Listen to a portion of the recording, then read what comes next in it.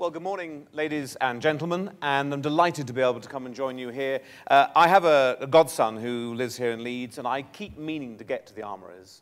So thank you, David, for enabling me to do that. I'm hoping my packed program, which I usually bend when my officials aren't looking, will allow me to be able to actually have a look at the Armouries after our deliberations.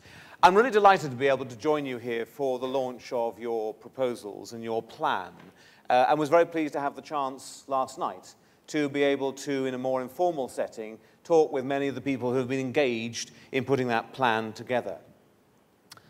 In fact, it was only this week last year, when we started this process. For me, it seems a little longer, but that's possibly being involved in the process. But this week last year, we actually first asked people to bring forward their ideas for local enterprise partnerships. And now, 12 months on, we have 37 in place, covering 98% of the country. And that's, certainly in government terms, reasonably quick progress. And what's always been clear for me is that Leeds, as a city region, has always been out at the front, one of the leaders. And that's in testimony to the team leadership, and I'd like to congratulate Neil and all of those who've been involved. It's also, I think, the fact that, as is reflected in your plan, this is not one city. This is a genuine city region. It is Leeds and Bradford, York and Harrogate, Selby and Wakefield, and other communities represented here today. And whilst I think Neil's right to say that in the plan, that diversity represents a challenge of welding together those disparate and vibrant communities, each with different problems and challenges, I actually do think it is a strength. You know, a resilient economy is one that's broad, but one that works closely together. You're a community of, what, 3 million people? An urban area that's the largest outside of London, a business market of £52 billion in value. That is a real player. And what I was encouraged by, and then listening to Neil's remarks earlier this morning, is that the ambition is not to say, what are they doing on the other side of the Pennines? Let's see if we can beat Manchester. But actually to say, no, this area can and should have the ability to be thinking about its position on the world stage. And that is absolutely right. Because certainly as someone who used to be in business, before I left the real world and went into politics, and I feel it's very important that your ambition should be focused on, just as you do in business, how can we make this city region not only competing with, yes, Manchester and yes, Newcastle and others, but also thinking about the Bilbaos and the Milans and so on. That's the kind of ambition I expect when I come here, because I see it and hear it from many of you, and that's certainly what we've heard from Neil today, and I think that's very encouraging. Now, 16 months ago, as a new government, we clearly inherited a very tough economic and financial challenge. We have to balance the books if we're not to appear in the volatility of the markets as other nations have, but we also have to make sure that growth is progressed, and it has to be sustained. That's why we try to look at making sure we put the money that we do have available into those long-term issues. Skills, 100,000 additional apprenticeship places in this last 12 months. More to come. Putting the money into infrastructure, a crucial part of the long-term future of the economy. And as Neil pointed out in your own plan, we share the ambition of making sure the UK builds on the opportunities that come from a low-carbon economy, so that actually we maintain and grow our leadership, both within Europe and indeed America. I've been in the States recently. It's very clear we are a long way ahead of actually some of the green opportunities that are out there for businesses. Let's keep that initiative. Let's not fritter it away, as perhaps we've done in the past as a country. And a key part of that sustained growth is to rebalance our economy. I won't go into the details on manufacturing, but one of my key passions in this last 12 months is to make sure that we put manufacturing back at the heart of a genuinely balanced economy. But the other part about a balanced economy is making sure that we don't simply focus on the square mile of the City of London. We need to make sure that growth reaches beyond the greater southeast, and we need to make sure that we think about how policies can really work. And my starting point was, when we came into office, was to look at the existing system. Now, I recognize that there will be some things the old RDAs did that had merit. There'll be some projects that they invested in that worked, of course. But over 10 years, the RDAs were set up to close the gap between the North and South. £19 billion was spent, and the gaps got bigger. And whilst I fully recognize that there will have been work that will have been done that will have been valued locally, you can't go on with a system that spends £19 billion to solve a problem and see that problem get worse. We had to make a change. And that's why we shifted our model on regional policy, focusing on infrastructure, on industrial investment, and also on making sure we have strong local economic leadership. What does that mean in practice?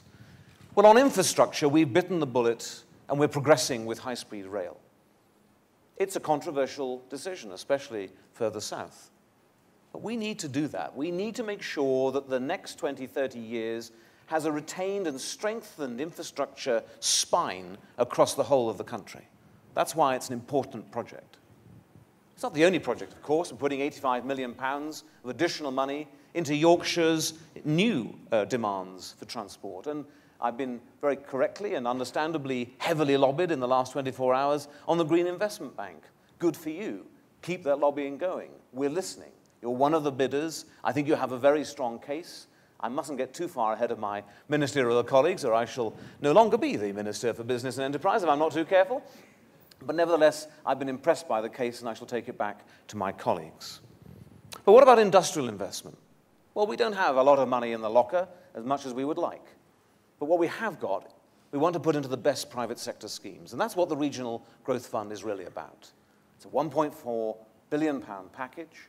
In the first round, we were able to put £46 million into 7 key projects in Yorkshire. It's going to be about 9,500, 10,000 jobs that actually you'll see in this area, and that's an important advantage. But the third element is what we're really focused on today, and this is what I want to really focus my remarks on. Local enterprise partnerships. What are they? How do they work? What do they mean? How are we funding them? What's government's role? Both Neil and Andrew have alluded to those in their remarks. I'd like to explain to you our thinking. Well, in some ways, local enterprise partnerships say exactly what they are in their label. Local enterprise partnerships. Local in the sense that we asked you to define the market, the economic area that you see as being a real economic area. Not an artificial boundary that suits us in Whitehall that's rather neat and tidy, but one that actually relates to the markets and the economic area you work in. That's why we invited people to tell us what their area should be, not told people where we think you ought to have. And in that 12-month period, there were some areas that weren't quite sure about what they should do about that. You were crystal clear, and that's one of the reasons why you've progressed. Local, yes. Enterprise, yes. Andrew's right. He said that one of the dangers of government organizations is they're given a job, and then they're given another little job, and then the mission changes a bit, and then the remit grows, and you have this creep. We're very clear that local enterprise partnerships are about enterprise. They are about removing the barriers to growth. They're not a social exercise. They're about growth and jobs. And what about the partnership argument? Well, this is really about bringing the civic and business leadership together in a locality. You choosing what your priorities are, and our role is there to help. Not direct, but to help. Again, Andrew rightly said that it's not a laissez-faire argument. It's not a, by the way, would you like to run your local economy? I'll be off now. It's not that sort of approach from government. It is saying, what are your priorities? Where do you want to take this? Now, how can I help? I can't always guarantee to be able to fulfill your requests, but we're there to help and support, but you choose. And it's not an easy choice. You've had some challenges, I'm well aware, over where the enterprise zone should be. But I think it's the right model, because you are better placed to judge what are the right priorities for this city region than we are in Whitehall. And we are determined to make sure that we step back, allow you to do that, but be there to support and encourage. So that is, if you like, the character of what these are about. These are not mini RDAs. This is not, even if we had the money, an opportunity for us to have a smaller version of doling out little pots of money. That is not what we're about. It's about changing the culture and genuinely wanting to give you an opportunity to lead. Now, what does that mean in practice? Well, I've actually been out and visited 26 of the 37 LEPs in the last few months. Sadly, I don't get any air miles or that such a thing these days. Indeed, we don't even get air miles. It's usually a char-a-bang and standard class and a free coffee if I'm lucky. But what I've tried to do is to actually go to the LEPs, go to the area, listen to what it is that actually people are trying to do. I want to give you some examples rather than generalities. Let me take you to the Black Country. Now, when I talked to them there, they said, you know, one of the recurring complaints of business in our area has been the huge variance and, frankly, very poor quality of the way in which our planning decisions are made when we're looking to grow our business. So what they've done as an LEP is they've got all their planning teams together, the development control partners from their local planning authorities. They have set out a new customer charter, which is common to the whole area, which sets a whole range of leading standards that customers, note that word, customers can expect in when their development control application for a planning is actually dealt with. It's a very different approach that they're taking. They want to get across in their area that if you come to the Black Country, your planning application will be dealt with promptly. These are the standards you can expect. This is how it will work. It was addressing a particular issue that they had. Or take Leicestershire. They had a lot of complaints, especially from small businesses, that all those different inspectors that you have to face as a business were very often being very aggressive, heavy-handed, trying to find fault. You know, trading standards, environmental health, building regulation, all those people. So what they've done is they've trialed an experiment in one part of Leicestershire in which all of those inspectorates come together as one. You only get one visit. And the training and the management of that team is focused on helping you comply, not trying to find fault, not trying to trip you up, which occasionally you do find in some regulatory bodies. And again, they've turned that around. They're intending to describe this as a business support operation. That's a refreshing change. And the small businesses have said, this is fantastic. This is great. I no longer find that I get both heavy-handed and often conflicting inspections one week after another. I'm actually getting a service that's helping me do what I want to do, which is to meet my legal requirements, but not doing it in a way that's disruptive to my business. This is helping. This is good. Or let me take you, dare I say, across the Pennines to Manchester. Now there, they raise the issue of trying to see how the needs of businesses and skills could be better matched with what was actually coming out of the education system at all levels. And so what they're looking to do across the city region there is to use the LEP to coordinate that, because actually it's the right level, the scale, to be able to understand what your needs are as businesses and what's coming out of schools and colleges and the universities, and to better match that.